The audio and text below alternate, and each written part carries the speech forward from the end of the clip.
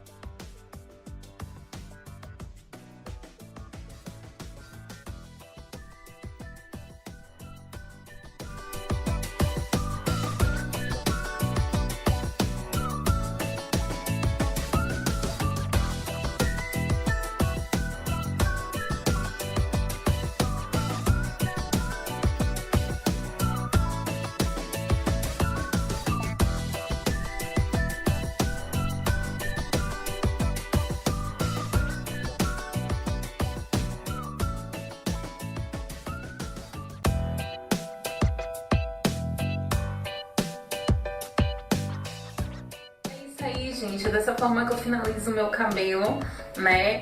E espero que vocês tenham gostado do vídeo, tá bom? Se inscreve aí, não esqueça de se inscrever, compartilha pra me ajudar, por favor. E mostra aí pros seus amigos, suas amigas e tenta fazer. Talvez o seu tipo de cabelo seja igual ao meu Crespo e possa dar um resultado também muito legal. Comenta aí, tá bom? Beijo, gente. E tchau, tchau!